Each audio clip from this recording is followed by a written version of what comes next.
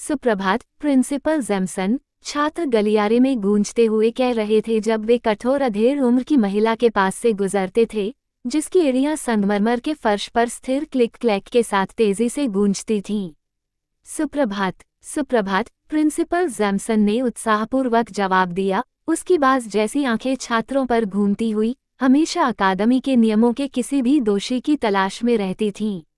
और आज उसे पर्याप्त से अधिक मिले।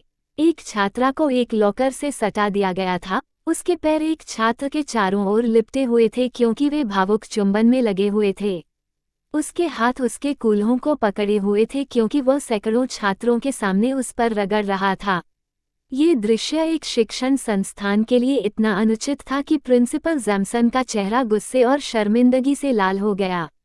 अपने गुस्से के बावजूद प्रिंसिपल जैमसन शांति से उनके पास पहुंची, उनका ध्यान आकर्षित करने के लिए उनके बगल वाले लॉकर पर हल्के से खटखटाया।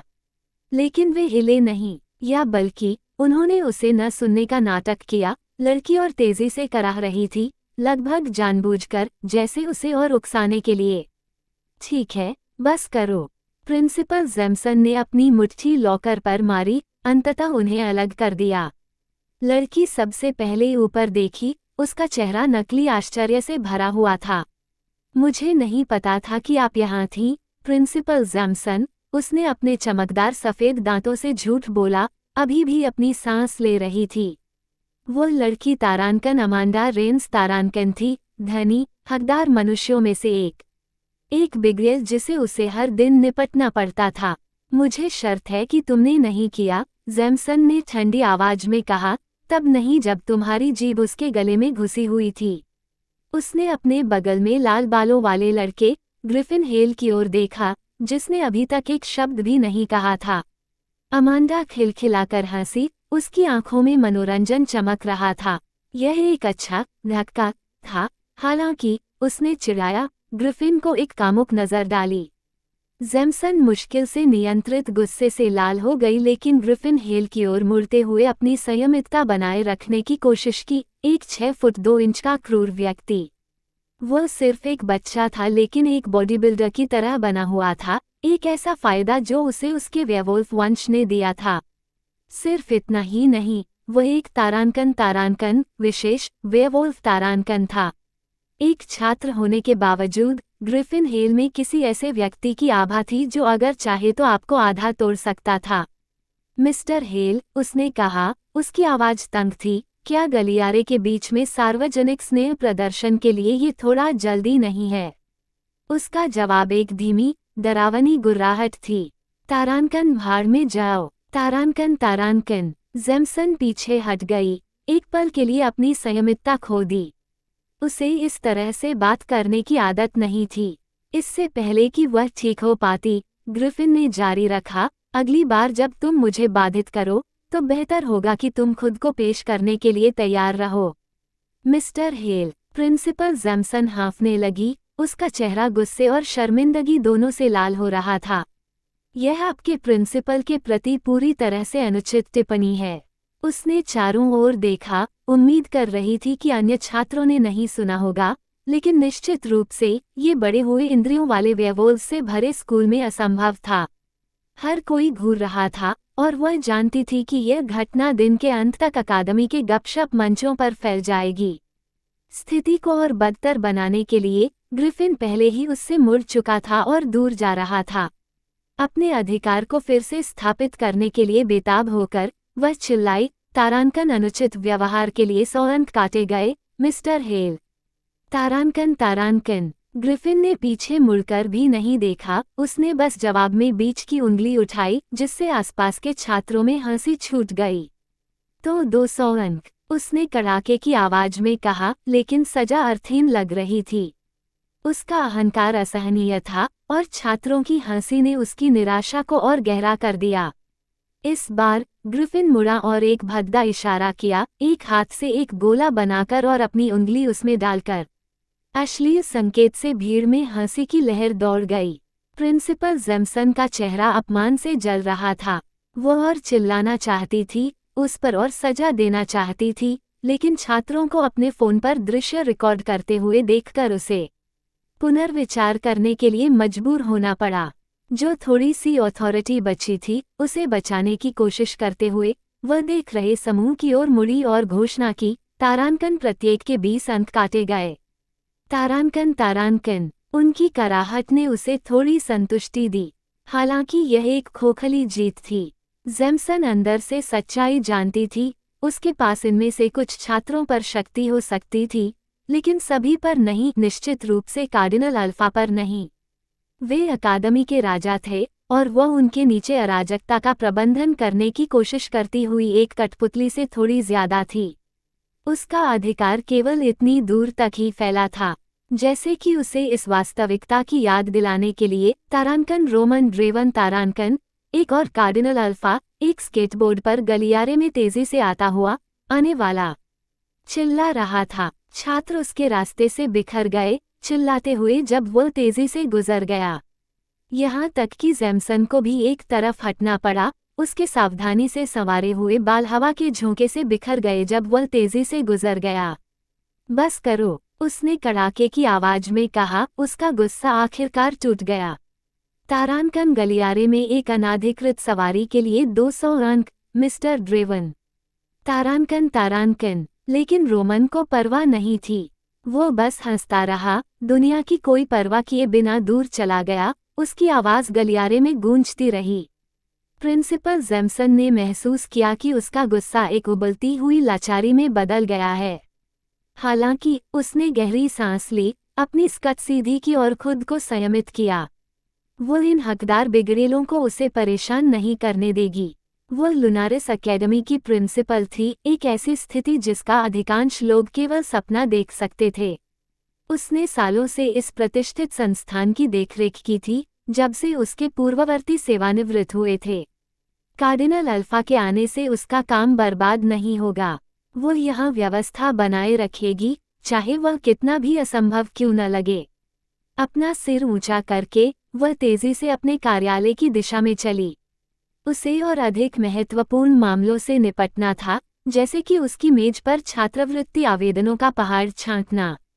लुनारिस एकेडमी एक तारांकन कुलीन संस्थान तारांकन थी, जो केवल अमीर और विशेषाधिकार प्राप्त लोगों को स्वीकार करने के लिए जानी जाती थी। जब वर्तमान अल्फा राजा, जो कभी यहाँ छात्र रहा था, ने अकादमी की शीर्ष मानव स्नातक से शादी की, तो उसे रानी के पद पर उन्नत करते हुए इसे और भी प्रतिष्ठा मिली। तब से अल्फा इसी तरह के पैटर्न का पालन करते थे, अकादमी की उत्कृष्ट छात्राओं को अपने साथी बनने के लिए तलाशते थे। पूर्ण खून वाली मादा भेड़िए युद्ध के बाद उनकी संख्या कम होने के बाद दुर्लभ और अत्यधिक वांछित थीं। एक विलुप्त स्तर की तरह अकादमी में केवल एक मादा भेड़िया थी, और जैमसन जानती थी कि स्नातक होने तक उसे कार्डिनल अल्फा में से एक द्वारा छीन लिया जाएगा। शायद जो राजा बनेगा। आमतौर पर कोई भी गरीब इंसान कभी भी ऐसे प्रतिष्ठित संस्थान में कदम रखने का मौका नहीं पा सकता था। लेकिन हर साल अल्फा राजा की उदारता के कारण प्रत्येक जिले से एक भाग्यशाली छात्र को उनकी पृष्ठभूमि की परवाह किए बिना लुनारिस एकेडमी में अध्ययन करने का जीवन में एक बार मिलने वाला अवसर दिया जाता था। और यह उसका निर्णय था कि किसे वह सुनहरा अवसर मिलेगा।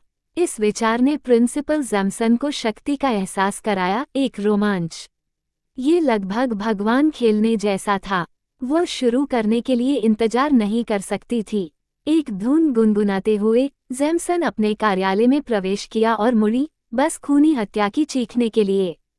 कोई उसकी कुर्सी पर बैठा था, उसकी पीठ उसकी ओर थी। इससे पहले कि वह एक शब्द भी कह पाती, घूमने वाली कुर्सी मुड़ी और वह उसके सामने आया। हे भगवान, नहीं! उसके चेहरे से खून उतर गया। ये वाला नहीं। जबकि सभी कार्डिनल अल्फा अपने तरीके से भयानक थे, एक ऐसा था जिससे वह दूसरों से बढ़कर डरती थी, और वह उसके ठीक सामने बैठा था। तारांकन आशेर नाइटशेड तारांकन। उससे इतना डरना बेतुका लग रहा था, खासकर जब वह एक फिल्म स्टार जैसा दिखता था। उसके पूरी तरह से संवारे हुए काले बाल और इतने अपारदर्शी चश्मे थे कि वह मुश्किल से उसकी आंखें देख पाती थी। पब फ्यूचर द्वारा विज्ञापन। लेकिन जैमसन बेहतर जानती थी, आशिर सिर्फ कोई छात्र नहीं था, वह तारांकन मन को नियंत्रित करने वाला तारांकन था। यदि उसने कभी वे चश्मे उतारे तो वह उसके दिमाग में घुस सकता था, उससे जो चाहे करवा सकता था, जैसे अपना गला काटना। उसने विचार से काम उठी। भले ही आशिर दूसरों को अपनी नज़र से बचाने के लिए चश्मा पहनता था, फिर भी यह इस तथ्य को कम नहीं करता था कि वह खतरनाक था। मैं तुम्हारा इंतजार कर रहा था, जैमसन। तुमने आज अपना मीठा समय लिया, आशिर ने धीरे धीरे कहा, उसकी नज़र उसके शरीर पर नीचे तक घूमती हुई जिसने उसे कंपा दिया। 40 की उम्र में भी जैमसन जानती थी कि वो अभी भी एक आकर्षक महिला थी। उसने अपनी उपस्थिति बनाए रखने के लिए कड़ी मेहनत की, स्वस्थ खाया और फिट रही। उसके भूरे बाल एक सही पोनीटेल में पीछे की ओर चिकने थे, एक भी बाल अपनी जगह से नहीं हिला था, और उसकी फिटिंग वाली स्कर्ट में एक भी शिकन नहीं थी। वह अपनी स्टिलेटोज में लंबी खड़ी थी, हर इंच औपचारिक पूर्णता की तस्वीर। अपनी घबराहट को एक तरफ धकेलते हुए उसने एक मुस्कान मजबूर की। मिस्टर नाइटशेड, क्या आश्चर्य है। हालांकि मुझे खुशी होती अगर आप मेरे कार्यालय में घुसने के बजाय बाहर मेरा इंतजार करते। क्या आपको नहीं लगता? वह हंसा। इसमें मज़ा कहाँ है? ठीक है। जैमसन ने खुद को याद दिलाया कि वह जहाँ तक हो सके उससे क्यों बचती थी। आशिर सभी कार्डिनल अल्फा में सबसे अप्रत्याशित था, अराजकता का प्रतीक, हमेशा परेशानी पैदा करने की तलाश में रहता था। अपनी बेचैनी को दबाते हुए जैमसन अपनी डेस्क की ओर बढ़ी, अपना बैग उस पर रखा और अपने सबसे व्यावसायिक स्वर में पूछा, आज मैं आपकी क्या सहायता कर सकती हूँ, मिस्टर नाइटशेड? और इसलिए मुझे तुम पसंद हो, जैमसन। हमेशा सीधे मुद्दे पर। उसकी आवाज में मनोरंजन टपक रहा था और उसकी त्वचा पर एक चुभने वाली सनसनी फैल गई। वह मांगना चाहती थी कि वह उसे प्रिंसिपल जैमसन कहे, जैसा उचित शिष्टाचार की आवश्यकता थी, लेकिन शब्द उसके गले में अटक गए। जैमसन बेहतर जानती थी, आशिर नाइटशेड सिर्फ एक छात्र हो सकता है, लेकिन इन अकादमी की दीवारों के बाहर उसके पास इमेंस शक्ति थी। वह उसकी बुरी तरफ जाने के लिए इतनी मूर्ख नहीं थी। मैंने सुना है कि आपने अभी तक छात्रवृत्ति छात्रों के आवेदनों को मंजूरी नहीं दी है, आशिर ने कहा, उसका लहजा आकस्मिक लेकिन इरादे से भरा हुआ था। जैमसन का मूड तुरंत बदल गया। उसने उसे सावधानी से देखा। क्यों, मैं पूछ सकती हूँ, आप उसमें रुचि रखते हैं, मिस्टर नाइटशेड? क्योंकि इस साल मैं आवेदनों को मंजूरी दूंगा, उसने एक दुष्ट मुस्कान के साथ जवाब दिया। जैमसन ने महसूस किया कि उसकी सांसें रुक गई हैं। नहीं, नहीं, ऐसा नहीं हो सकता। उसने अविश्वास में पलकें झपकाईं इससे पहले कि उसे अपनी आवाज मिली। यह आपके अधिकार क्षेत्र में नहीं है, मिस्टर नाइटशेड। मैं सभी आवेदनों की समीक्षा और अनुमोदन के लिए जिम्मेदार हूँ। इसके अलावा आपको क्यों परवाह होगी? आपकी भूमिका यहाँ अध्ययन करना और उत्कृष्टता प्राप्त करना है, प्रशासनिक मामलों में हस्तक्षेप करना नहीं। क्यों, तुम पूछती हो? आशिर ने दोहराया, उसकी मुस्कान चौड़ी हो रही थी जैसे उसने कोई मजाक किया हो। क्योंकि पिछले साल जो छात्र तुम लाई थी, वे बोरिंग थे, और इस बार मैं चीजों को हिलाने जा रहा हूँ। जैमसन चिढ़ गई। वह नहीं जानती थी कि बोरिंग से उसका क्या मतलब था। उसने जिन छात्रों को मंजूरी दी थी, वे हमेशा उत्कृष्ट क्षमता वाले शीर्ष कलाकार थे। मिस्टर नाइटशेड, क्या हम इसे आसान तरीके से करें, या मुझे इसे मुश्किल बनाना चाहिए? हालांकि, ईमानदारी से, ये बिल्कुल भी मुश्किल नहीं होगा। तुम 1 सेकंड से भी कम समय में एक अच्छी लड़की बन जाओगी। जैमसन कड़ी हो गई जब आशिर का हाथ उसके चश्मे की ओर बढ़ा जैसे वह उन्हें नीचे करने वाला था, लेकिन इसके बजाय उसने अपनी उंगलियां अपने काले बालों में फेरीं। फिर भी धमकी स्पष्ट थी। जैसा आप चाहें, मिस्टर नाइटशेड, जैमसन ने स्वीकार किया, ये जानते हुए कि उसके पास कोई वास्तविक विकल्प नहीं था। जब तक वह ये जानना नहीं चाहती थी कि वो उसके लिए क्या सजा रखता है, और उसे मौत की इच्छा नहीं थी। स्मार्ट जवाब। वह अपनी उस परेशान करने वाली मुस्कान के साथ मुस्कुराया, उसकी आंखों में संतुष्टि की चमक थी। जैमसन जानती थी कि उसने पालन करने का सही निर्णय लिया था। कुछ ही देर बाद जैमसन सोफे पर अकड़कर बैठी थी, खामोशी में जल रही थी जबकि आशिर ने उसकी कुर्सी ले ली थी, स्वामित्व की भावना के साथ छात्रवृत्ति आवेदनों को खंगाल रहा था। कमरा कब्र की तरह भयानक रूप से शांत था, सिवाय कागजों के कभी कभार सरसराहट के। उसकी अभिव्यक्ति अस्पष्ट थी, इसलिए वह ये नहीं बता सकती थी कि वह क्या सोच रहा था। इसने उसे परेशान किया। वह अब और नहीं रुक सकी। तुम जानते हो, तुम्हें ऐसा करने की जरूरत नहीं है। शश, आशेर ने उसे एक उंगली उठाकर चुप करा दिया। उसकी आंखें अभी भी एक पृष्ठ को स्कैन कर रही थीं। फिर पहली बार वो मुस्कुराया। उसकी आंखें चमक रही थीं जैसे उसे कोई छिपा हुआ खजाना मिल गया हो। एक मुस्कान के साथ जिसने उसे असहज कर दिया, उसने आवेदन उसे सौंप दिया। इसे मंजूरी दो। जैमसन की जिज्ञासा उसे बेहतर बना गई जब उसने उससे कागज लिया। उसकी आंखें पाठ को स्कैन कर रही थीं। लगभग तुरंत ही उसकी सांस गले में अटक गई। उसकी आंखें अविश्वास में चौड़ी हो गईं। यह क्या? यह एकदम सही है ना? आशेर की आवाज लगभग हर्षित थी। साला मनोरोगी। जैमसन मुश्किल से विश्वास कर सकती थी कि वह क्या पढ़ रही थी। मिस्टर नाइटशेड, सभी सम्मान के साथ, यह आवेदक। ये लड़की ने अभी अभी स्वीकार किया है कि वह वाक्य भी पूरा नहीं कर पाए। आवेदन के एक्सप्लिसिट नेचर से अभी भी हॉरिफाइड थी।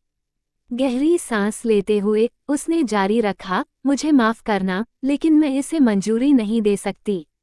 उसने मुझे चुनौती दी है, आशेर ने कहा। उसकी आंखों में एक गहरा चमक था। क्या? इंतजार करो जब तुम मुझे बिस्तर में देखो, उसने आवेदन से बोल्ड लाइन दोहराए। उसकी मुस्कान चौड़ी हो गई। और मैं ये जानने के लिए इंतजार नहीं कर सकता। Mister nightshade. वो खड़ा हो गया, उसके विरोध को काटते हुए जब उसने उसे एक तीव्र नज़र से देखा।